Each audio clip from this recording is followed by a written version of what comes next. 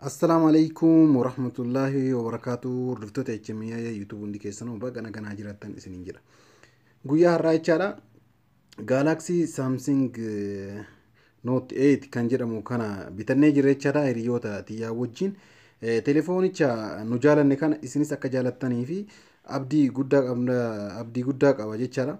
Akkasumas odeeffannoo telefoona kanaatii fi telefoonni kun maal akka qabatee dhufeeru isin agarsiisuuf deema akka hagga dhumaa kan hordoftan isiniin jedha. Gara biraatiin telefoona haarawaa hiriyyaan kan kee yookaan madaamiin tante yookaan haaresni zabanyaan yoo isinii biteeti isiniif kenne maal akka gochuu qabdan garanumaan isinitti himuu barbaada jechaadha. Maaliifii namoonni tokko namni dhara yaadu jechaadha. Telefoona bareedaa waan telefoona gaarii tokko yoo isinii bite jechaadha. Odeeffannoo keessan funaanuudhaaf waan adda addaa irratti fe'uu danda'a jechaadha. Telefoonichi baay'ee bareedaadha. Akkuma argaa jirtan kan odeeffannoo telefoona kanaa guutumaan guututti isinitti himuu fi deema jechaadha. Kana qofa osoo hin taane waan biroollee waan beekumsa guddaa irraa argattan wayi isiniif himuuf deema. Hamma dhumaa akka na hordoftan isiniin jedha. Telefoonichi kaameraa lama qaba jechaadha. Akkuma argitan baay'ee bareeda. Kaameraa namni telefoona kana qabate jechaadha. Kaameraa gurguddaa ni bitaa fi iyyaadu jechaadha. Baay'ee dheebuu kaameraa warra qabuuf guutumaan guututti irraa dhaabeera jechuu ni danda'ama jechaadha. Galaxy Note 8. Mee amma waan telefoonichi qabatee dhufe isinitti agarsiisaa maduma akka hordoftan isiniin jedha. Telefoonichi kana fakkaata. Baay'ee bareeda. Baay'ee bareeda. Baatiriin isaallee akka Galaxy Note 5 miti. Xiqqoo isaa ol 3300 meegaampiiriidha jechaadha. Oomaan jedhu baay'ee gaarii mitis jiddu galeessaa jechaadha. Dafee agana mara dhumatu baatiriin isaa. Namni telefoona kana bitate kaameraa bitadhaa jedhee iyyaadu jechaadha. Viidiyoo fedhe akka fedhetti ittiin fayyadamuu danda'a. Leensii lama qaba. Baay'ee nama tolaa jechaadha. Ani hiriyoota teenya nama 3 taanee jechaadha. Yeroo takka guyyaa kaleessaa jaalannee bitanne. Guyyaa kaleessaa yeroo bitannu waan ajaa'ibaa mudannoo tokko kana mudatee jira. Garuu san gara dhumaatti isinitti agarsiisaa jechaadha. Telefoonni kun gatiin isaa $620 birrii Itoophiyaa gara 17,400 akkas ni ta'a. Akkas ni ta'a jechaadha. Namni bitachuu barbaadan telefoona gaariidha bitachuu dandeessanii. Baay'ee jechaadha. Teknoolojii garaagaraa waan itti godhameeruuf baay'ee namatti tola. Bakka namni telefoona kana bitate waan feete irratti dalaguu dandeessa jechaadha. Kaameraan si yaachisu jechaadha. Keessattuu namoonni garaagaraa jechaadha. Yuutuubarsoonni hedduun kaameraa barbaadu. Kaameraan baay'ee gatiin isaas gatima telefoona kanaatiin wal qixa jechaadha. Ni danda'ama.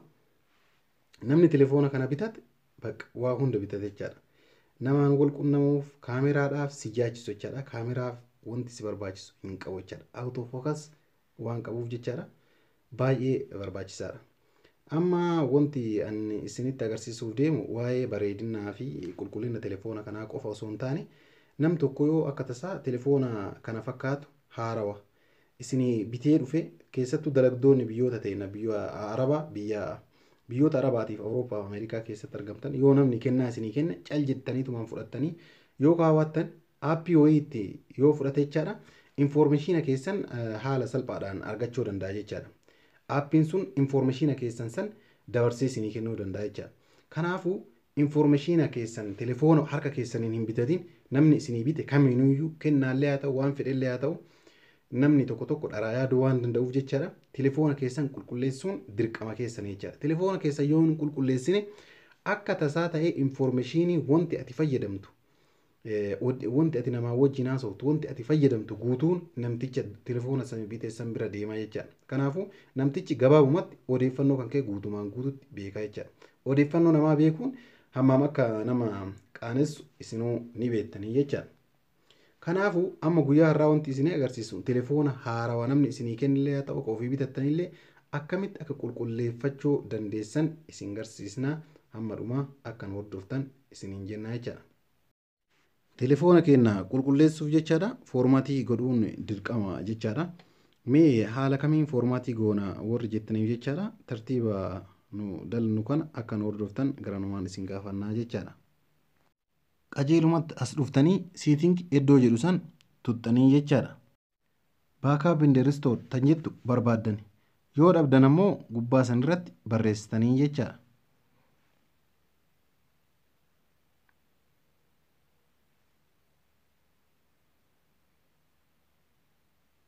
Kunoo haala kanaan nu baasee jira jechaadha. Akkuma argitan akkana gaddeemtanii jechaadha. Faaktoor daataa rest ta jettu san tuqaastuu jechaadha.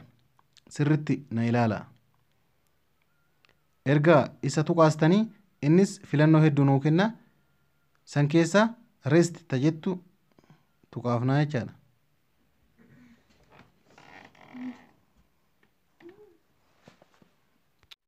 Achiin booda dileet ol ta jettutu nuu dhufaa jechaadha. Sirritti ilaala. Dileet ol ta jettu yeroo takka ni tuqaafna. Telefoonni kun haala kanaan cufamee jira jechaadha. Of haaromsaa jira. Waan isa keessa jira hunda isaa balleessa jechaadha.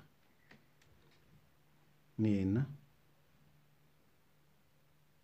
Samsung Galaxy Note 8 haala kanaan cufamee banamaa jira. Waan keessa jira delete of godhaa jira jechaadha. Wanti takka keessatti nafanii walaa footoo walaa appilikeeshinii telefoonichi waliin uumameen alatti jechaadha. Wanti namni barnaamijni namni itti gabbuuse kamiinuu irratti hafuu hin danda'u jechaadha haala kanaan.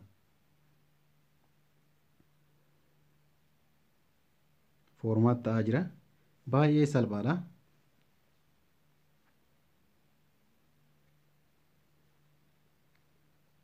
Baay'ee bareedaadha. Kun karaa keessaatiin yeroo akkanatti formaat godhanii yoo ammoo karaa keessaa kanaan hin beekne jechaadha.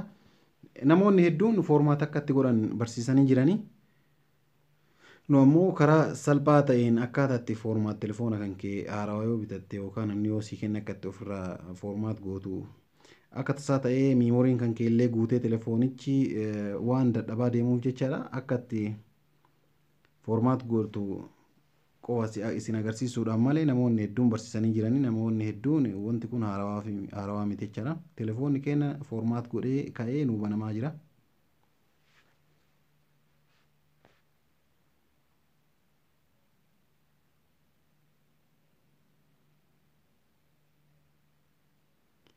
Waa beekuun bareeda jechaadha. Waa hundaayyuu beekuun bareeda. Guyyaa si fayyadu qaba. Har'allee yoo si fayyaduu dhabaate. Guyyaa waan akkanaa godhuu barbaadde viidiyoo akkanaa yoo osoo hin daawwatin bira tarte osoo karaa guyyaa san daawwadhe si jechisiisa jechaadha.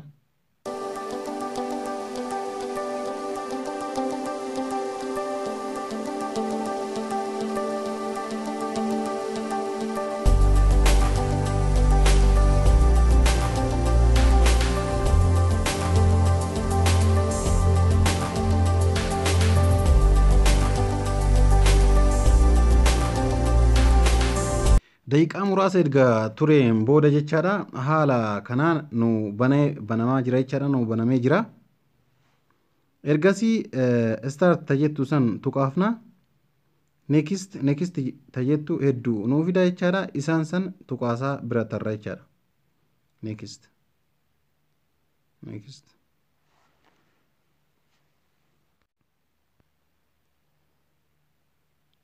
Asitti ol ta jettu san irratti tuqaafnaa jechaadha. Agrii.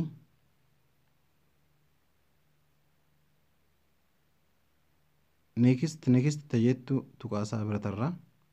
Asii olitti maqaa kennuu fi maqaa feetan kennuu fi dandeessanii.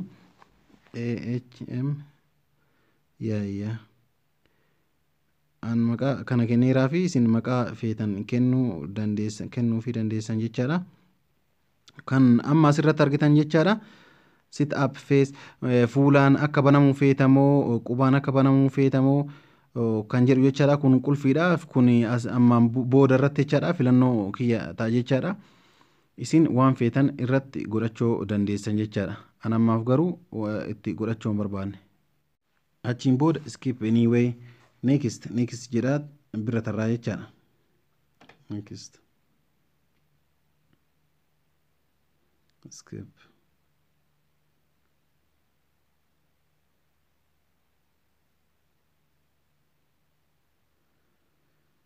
all done. Haala kanaan hundi isaayyuu dalagee jira jechaadha. Telefoonichi kenna jechaadha. Haarawa akka gaafa horshaa bahetti deebee jira jechaadha. Appilikeeshinoota waliin bahe malee kan namni kaminuu raffee kaminuu asirratti hin argamu jechaadha.